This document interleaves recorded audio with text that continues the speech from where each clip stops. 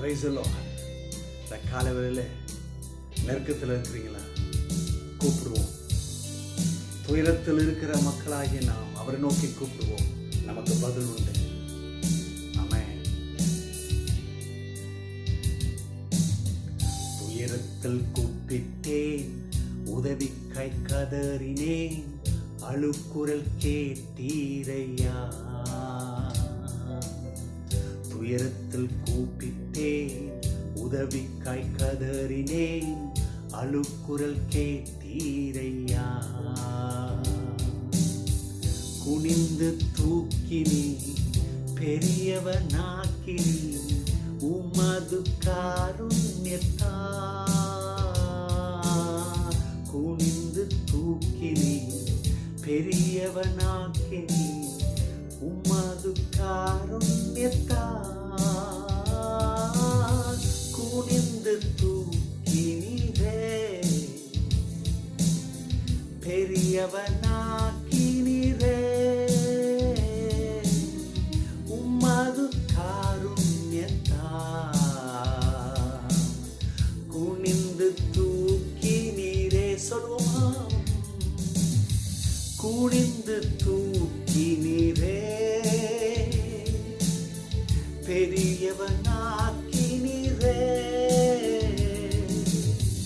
உமது காருண்யத்தா. குனிந்து தூக்கினிரே.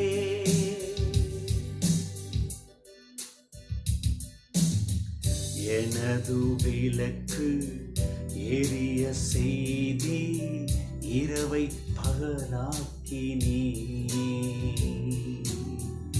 எனது விளக்கு எரிய செய்தி இரவை பகலாக்கினீ. எரிந்து கொண்டிருப்பே எப்போதும் உமக்காய் என் ஜீவன் பிரியும் வரை. எரிந்து கொண்டிருப்பே எப்போதும் உமக்காய் என் ஜீவன் பிரியும் வரை. எரிந்து கொண்டே இருப்பேன். கரங்களை உயர்த்தி எப்போதுமே உமக்காய் என் ஜீவன் பிரியும் வரை.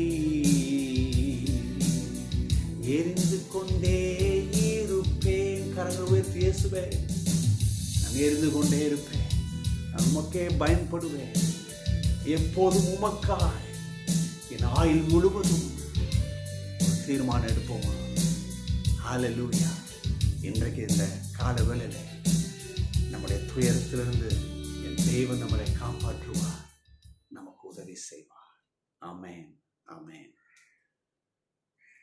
இன்றைக்கு இந்த கால வேளையில எபிரேயர் 2:18 வாசிப்போம். அவர் தாமே சோதிக்கப்பட்டு பாடுபட்டதினாலே அவர் சோதிக்கப்படுகிறவர்களுக்கு உதவி செய்ய வல்லவராயிருக்கிறார். ஆமென். நம்ம இன்னைக்கு பாட்டு கூட துயரத்தில் இருக்கிறோம், அழுக்குரல் கேட்பாரு, பதில் தருவாருன்ற ஒரு அற்புதமான வெளிப்பாடான ஒரு பாடலை படித்தோம். இப்போ பாருங்க, எபிரேய ஆக்கியோன்ல வருது, கடவுளால இந்த இயேசுவால நமக்கு உதவி நிச்சயம், அவரால் காப்பாற்ற முடியுன்றதுக்கு என்ன ஒரு பெரிய உத்தரவாதம் சொன்னா இல்லையா? இந்த வசனத்துல இருக்கு, அவர் சோதிக்கப்பட்டு பாடுபட்டதுனாலே அவர் சோதிக்கப்படுகிறவர்களுக்கு உதவி செய்ய வல்லவராயிருக்கிறார். ஏன்னா என்னுடைய தரித்திரம், என்னுடைய தோல்வி, என்னுடைய வியாதி, என்னுடைய பாவம், சாபம் எல்லாத்தையும் அவர் மேல இறங்கினது. இப்போ அவர் எனக்கு உதவி செய்ய முடியும். ஏன்னா அங்கேயே என்னுடைய மீறுதல்களை குறைத்து போட்டாரு. இப்போ என்னுடைய வாழ்க்கையில அவர் எனக்கு உதவி செய்ய நிச்சயம்.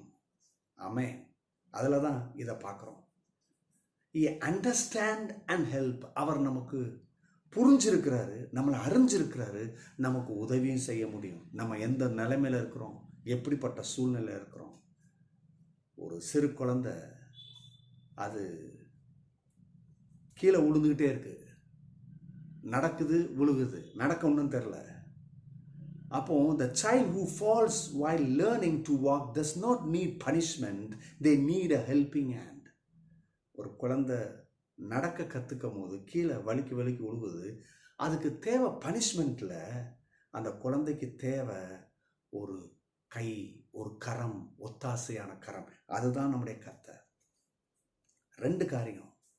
Jesus knows our struggle. நம்முடைய போராட்டத்தை கர்த்தர் அறிந்து வைத்திருக்கிறார். இன்றைக்கு அவர் உங்களை அறிஞ்சு வச்சிருக்கிறாரு. உங்களுக்கு உதவி செய்வ நிச்சயம். A doctor who has personally battled a disease understand his patient better. ஒரு நோயாளி ஒரு டாக்டர் எப்போ நல்லா அறிஞ்சு வச்சிருப்பாருன்னா, அந்த நோய் எப்படிப்பட்ட வேதனை கொடுக்கும், எப்படிப்பட்ட அழிவை கொடுக்கும், எப்படிப்பட்ட ஒரு இம்பேக்ட் பண்ணுன்னு அறிஞ்சிருந்தார் ஒழிய இந்த பேஷண்ட்டை பெட்டராக அவர் ட்ரீட் பண்ண முடியும். எவ்வளோ தூரத்துக்கு அந்த மனுஷிக்கோ உதவி செய்ய அவரால் முடியும் இல்லையா? 2வது, Jesus stands ready to help us. இயேசு இன்னைக்கு நமக்கு உதவி செய்வதற்கே இருக்கிறார். நமக்கு உதவி செய்வதற்கே இருக்கிறார். ஆயத்தமாக இருக்கிறார், ரெடியாக இருக்கிறார். எத்தனை பேருக்கு நான் சொல்றது வழங்குது? இந்த காலவெளியில் அவரை பற்றி கொள்ளுங்கள்.